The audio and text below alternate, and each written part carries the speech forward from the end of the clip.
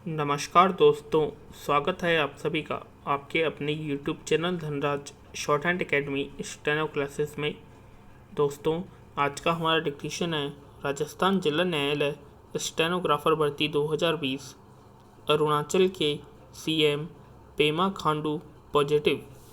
स्वास्थ्य मंत्रालय ने कहा 14 राज्यों यूटी में एक्टिव केस की संख्या 5000 से भी कम। देश में अब तक 49.52 लाख केस, कुल शब्द 677, गति 80 शब्द प्रति मिनट। डिक्टेशन स्टार्ट होगी 5 सेकंड बाद।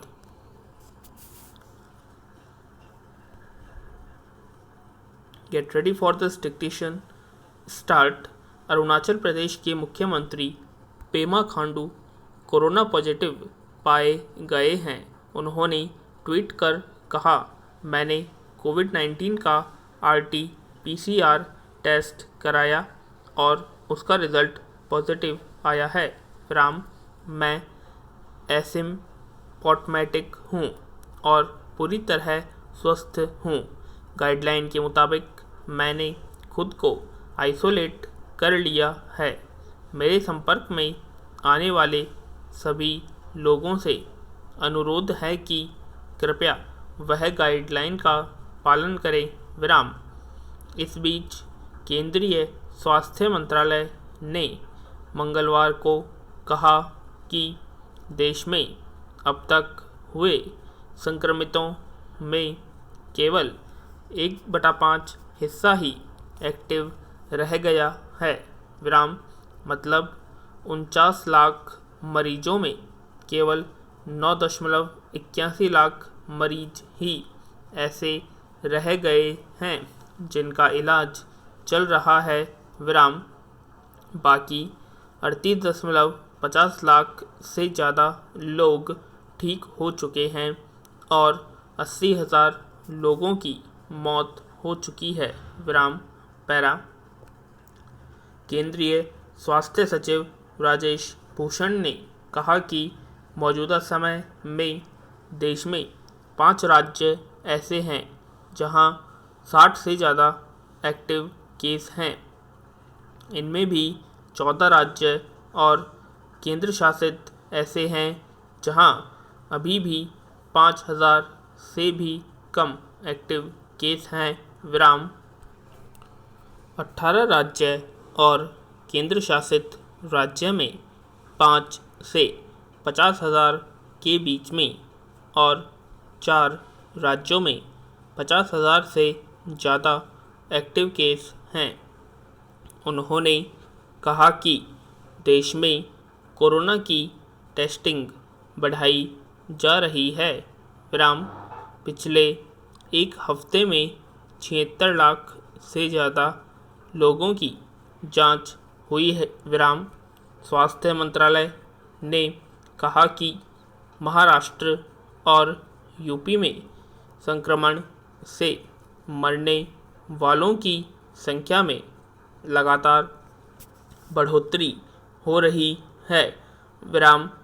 महाराष्ट्र में जहां जुलाई में हर दिन करीब 202 लोगों की मौत हो रही थी, वो अब बढ़कर 409 हो गया है।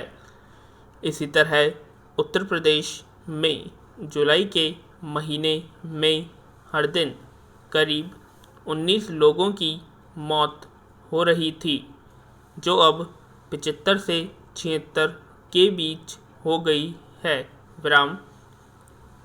कर्नाटक और आंध्र प्रदेश में मरने वालों की संख्या में पहले की अपेक्षा गिरावट दर्ज की गई है। पैरा स्वास्थ्य सचिव राजेश भूषण ने कहा कि देश में ऑक्सीजन की कोई कमी नहीं है। आज देश का ऑक्सीजन उत्पादन 6,900 मैट्रिक टन से कुछ ज़्यादा है। बोले, समस्या तब होती है जब इन्वेंट्री मैनेजमेंट नहीं होता है। सभी राज्यों को इन्वेंट्री मैनेजमेंट सुनिश्चित करने की ज़रूरत है ताकि समय रहते ऑक्सीजन को फिर से भरा जा सके। विराम para. Indian council of medical research ICMR के DG प्रोफेसर बलराम भार्गव ने बताया है कि देश में 3 वैक्सीन क्लिनिकल ट्रायल के स्टेज में है। विराम कैडिला और भारत बायोटेक के फेज 1 के ट्रायल पूरे हो गए हैं। विराम सीरम इंस्टीट्यूट ने फेज 2 पूरा कर लिया है। विराम फेज 3 के ट्रायल की मंजूरी मिलते ही 1500 मरीजों पर ट्रायल शुरू कर देगा। विराम पैरा। मध्य प्रदेश के ब्यावरा से कांग्रेस विधायक गोवर्धन दांगी की कोरोना से मौत हो गई। उन्होंने गुरुग्राम के मेदांता अस्पताल में बीती रात आखिरी सांस ली। विराम गोवर्धन दांगी राज्य के पहले विधायक हैं जिनकी कोरोना से मौत हुई। उधर कर्नाटक के अर्बन डेवलपमेंट मंत्री बी बसवराज की रिपोर्ट पॉजिटिव आई है। उन्हें निजी अस्पताल में भर्ती किया गया है। विराम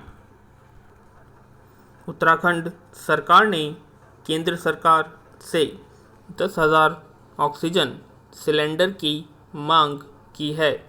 सरकार ने कहा कि आपात परिस्थितियों से निपटने के लिए इंतज़ाम करना ज़रूरी है। विराम पैरा। दिल्ली विधानसभा का मेन हॉल मंगलवार को सैनिटाइज किया गया। दिल्ली सचिवालय के मुताबिक 3 विधायक कोरोना पॉजिटिव पाए गए थे। ऐसे में यह कार्रवाई की गई। तीनों विधायकों के संपर्क में आने वाले अन्य सभी विधायकों और अफसरों को सलाह दी गई है कि वह खुद को कुछ दिन आइसोलेट कर लें। विराम पैरा। केंद्रीय स्वास्थ्य मंत्रालय ने मंगलवार सुबह अपने आंकड़े जारी किए। इसके मुताबिक सोमवार को 83,808 केस सामने आए। वहीं 1,054 लोगों की मौत हुई। इसके साथ देश में संक्रमितों का आंकड़ा बढ़कर 49,30,237 हो गया है। इनमें 9,90,061 एक्टिव केस हैं। 38,59,400 मरीज स्वस्थ हो गए हैं। वहीं अब तक 80,776 मरीजों की जान जा चुकी है। विराम para. Indian council of medical research ICMR ने बताया कि देश में सोमवार को 10,72,845 कोरोना सैंपल की जांच की गई।